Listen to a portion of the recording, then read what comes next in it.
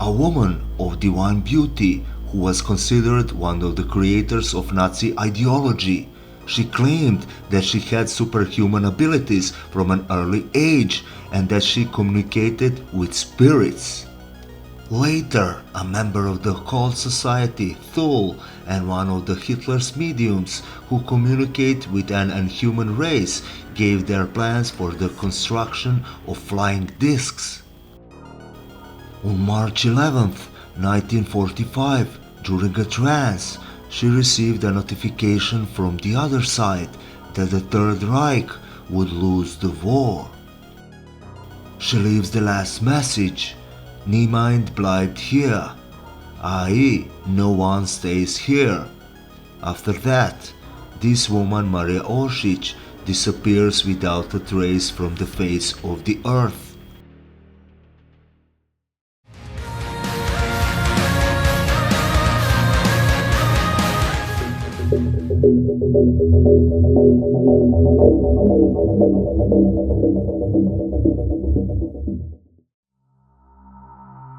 Little is known about Marija today. According to some, she was born in Zagreb. Others claim that she was born in Vienna, but it is certain that she is of Croatian origin.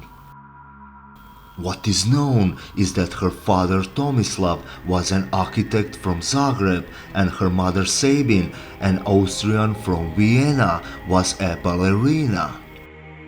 The date of Marija's birth is given as October 31st, 1895, Halloween, which is particularly interesting considering her life story. Marija was a woman of timeless beauty, transparent complexion, blue eyes, and blonde hair, which according to legends reached the ground and which she wore tied in a ponytail. Oršić allegedly believed that her long hair acts as an antenna towards other dimensions. By the way, as a child, she has a passion for occult things, so even in her childhood, she allegedly communicated with spirits.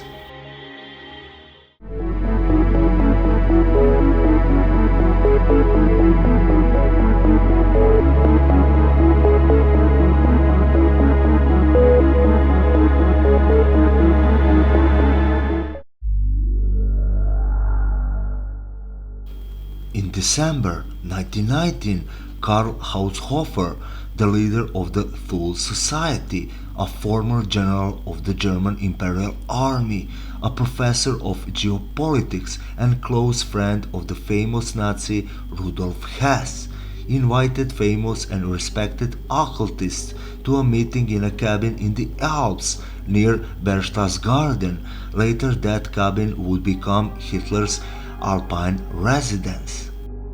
After everyone had gathered, Haushofer surprised everyone present. Two divine-looking young women joined the group. One of them was very quiet, and she was barely 18 years old. For some reason, her identity remained a secret. She introduced herself as Sigrun, which is the name of the one of the Valkyries from the Norse mythology. The second one was Marija Oršić. Haushofer presented them that night as female psychic mediums between two worlds. Both had extremely long hair pulled back into ponytails.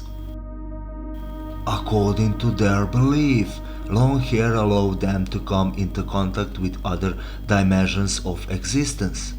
Among other things, Marija received an invitation to this elite society primarily because of her claims that she came into contact with the Aryan race of extraterrestrials living on Alpha Centauri in the Aldebaran system.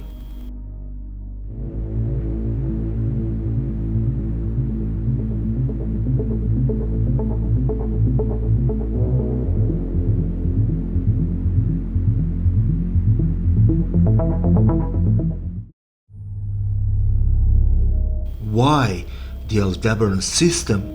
It is allegedly inhabited by Aryan race, which allegedly lived on Earth in the distant past, in the area of Mesopotamia, where they influenced the development of civilization. Third Reich expected Marija to purify the population of the Earth with the help of the inhabitants of the Aldebaran system and definitely enthrone the Aryan race on Earth. Some of Marija's communication were in the form of text written by her hand while she in a trance.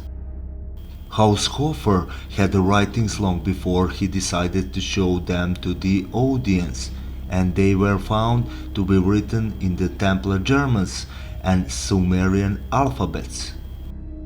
With these claims, they came to shocking conclusions and instructions how to make an anti-gravity machine.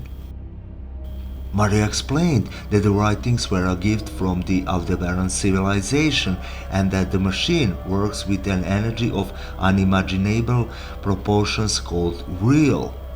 One of the abilities of this machine was time travel. The Nazi elite believed the claims of Marija Oršić and decided to financially support the project of building a mysterious machine.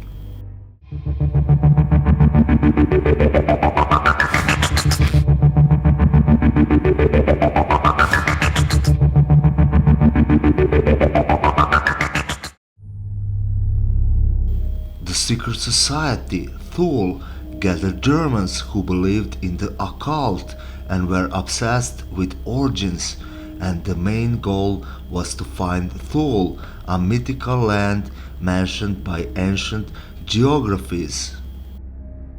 But while in antiquity they believed that it was a faraway real land at the edge of the world, those gathered in the Thule society were convinced that it was some kind of Nordic Atlantis, a lost land where the Aryan race lived.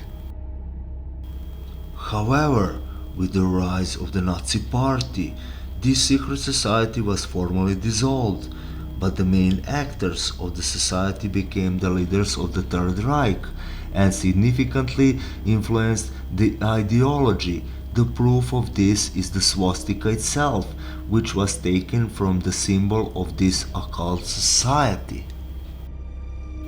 In the meantime, Marija Oršić, who gathered around her a group of girls who, as she claimed, were like her with extrasensory abilities, formed the Vril Society, named after the aforementioned energy.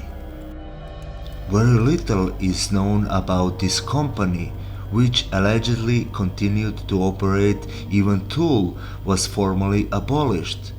The Vril Society was involved in research based on Victor Schauberger's anti-gravity experiments.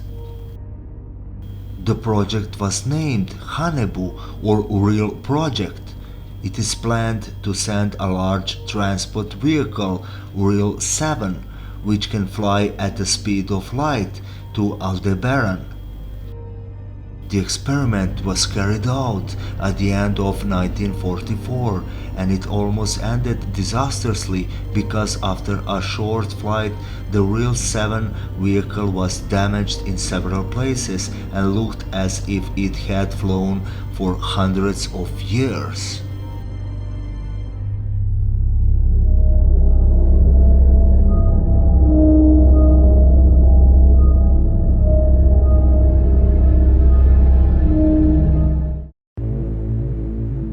Vril is a word from a science fiction novel by Edward Bulwer Lytton called Vril, the Power of the Coming Race, published in 1871.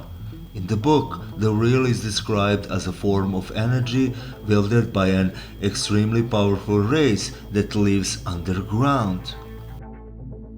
Some readers believe that the book describes real events, which is why its content is often associated with Nazi flying discs, Flugscheiben. There is only one basic source of information about the Vril Society, Willy Ley, a German rocket scientist who in 1933 fled to the USA. In 1947, Ley published an article called Pseudoscience in Naziland. Ley wrote, "One of these societies was literally founded according to a novel. This society, which I believe was called the Society for Truth, and whose headquarters were in Berlin, devoted its free time to the search for Vril." The existence of a real society was alleged in 1960 by Jacques Bergier and Louis Pauwels. Their book, The Morning of the Magicians, claimed that the real society was a secret community of occultists in pre-Nazi Berlin, a sort of inner circle of the Thule Society. Who was Marija Oršić? Or rather, what was she? Who knows? Maybe the answer is written somewhere in the stars.